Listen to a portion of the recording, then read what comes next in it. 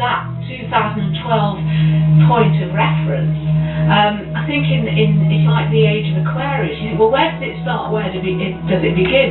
And it's part of a kind of cycle that has a much broader parameters than that particular moment in time. But what it's generally speaking, we're already getting a flavour of where we're going, where we're headed. That we have, I think there is a global more information than we can handle and infiltrate. So we have to, in a way, go back to, what is going on an inner level with, we start with ourselves, we end with ourselves, that's the way it is. And we have to kind of filter through, simplify. We have to find what the essential truths are, and I think instinctively a lot of us are already understanding that. So if we can kind of separate our kind of physical hunger and sort of look at it as getting spiritual fulfillment, and we can say how we get there. But I think that it's inevitable that we'll get to a point where we will kind of be in a position, instead of having everything, start rejecting and letting go and simplifying. And that's going to perhaps be kind of a time of conflict, because we're having messages all the time through our media that we have to eat more, consume more, buy more, have more, and yet we are inundated with stuff. So I think that we're going to have this shift where we're going to say, actually, do I need all this? And it's on a very simple level, but you think, well, by having less, actually, it's better for all of us if we kind of spread the resources a little bit and create more of a balance, and which has serious problems for our status quo and our ruling classes, and that's going to be the big issue. So there is going to be a little bit of conflict between what people really want on an intuitive level and a level that feels right for them, and their natural connection and care for other people who are in a position of not having enough. And these kind of imbalances, can be seen as a moral imbalance, but it's a material imbalance. And so 2012, I see that as a kind of summit of that experience, and what are we going to do about it? We could do plenty about it, but at the end of the day it has to be the will to do things, and it's not political will, it's the will of everybody. So maybe a great levelling, which ties in nicely with the age of Aquarius, because that's the age of Aquarius is about the global village, about all of us being equal and all of us being concerned, for my brother, my sister. That's a very Aquarian ideal. So, I'm looking and hoping that from where I'm standing astrologically, that people will kind of connect up to this theme, whatever it is. It's, 2012, is it the Olympics? I mean, what an outcry about that, the logo, how chaotic, how symbolic of this chaos that we're in. And I think it's a focal point that whether, as that name, that word, those collection numbers sort of go around the planet, however they got there, people will know it's got some significance, and they will create, we need to think about what this is all about and just be switched on to it. So whether it's disaster, or nirvana, depends on, where you are. It could be nirvana if you're, some poor guy, trying to scratch a living in the dust bowls of Africa. Or it could be disaster if you happen to be one of the ruling classes who control everyone. There is a vibrational change going on, which is going to create a spiritual transformation on this planet. And that one of the effects would be that our perception of time would change to the point where time would, one of the lines was, time will move so fast it will be frightening. Because time's an illusion. It's the way that we observe events. You can be in a dentist's chair and time passes slow. You're handed a saucepan of water, time passes even slower. You can can be in the company of someone you really want to be with, time passes very fast. I mean, it's just our relationship to events. And this vibrational change, I was told, was going to, in one way, change our relationship to events, the way we observe events, to the point where time seems to get faster and faster.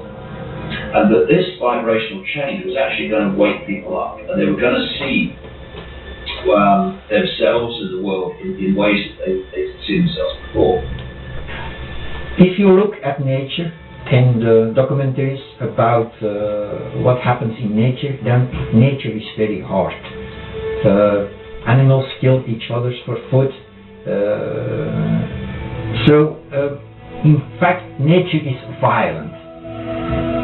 Only we people are also very violent.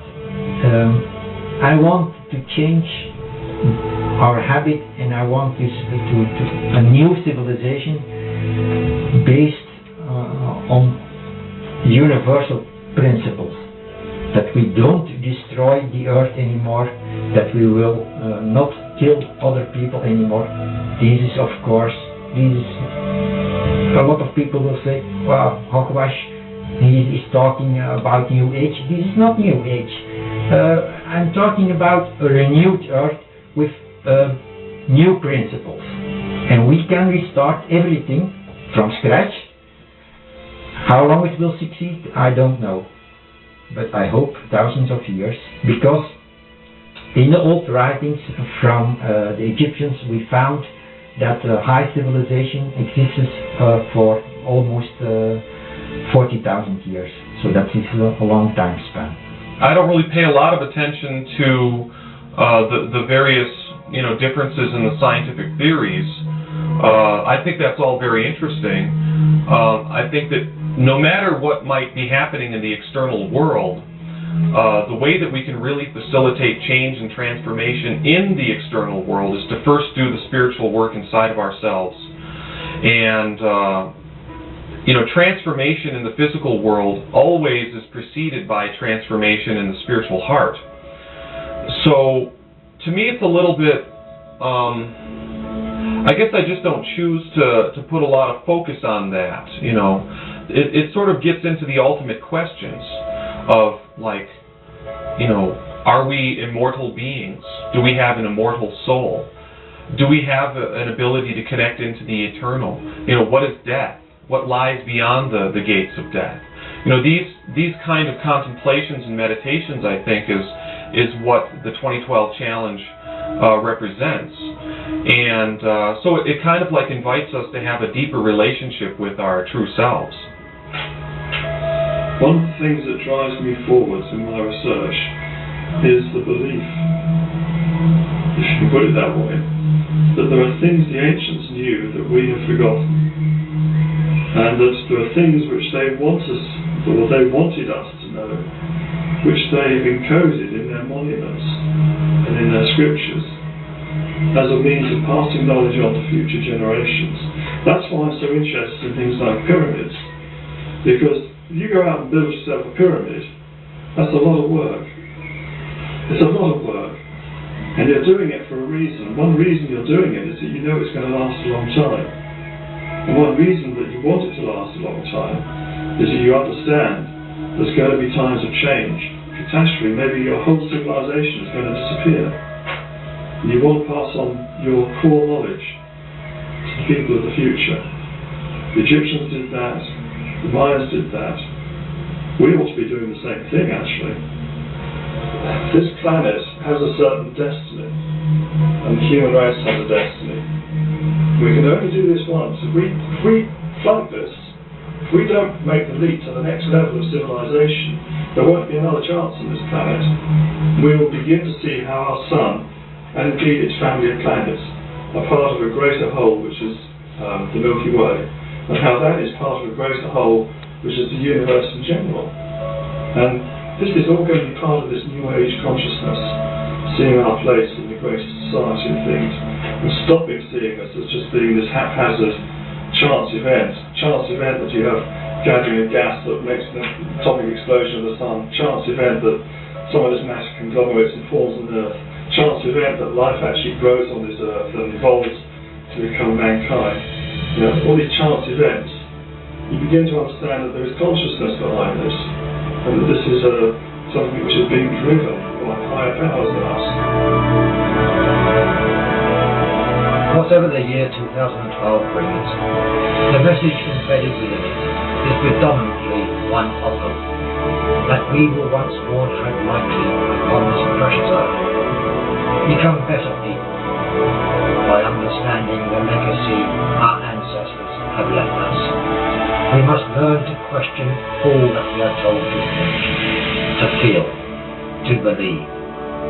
Learn to question our history, and along the way, be ready for some surprises.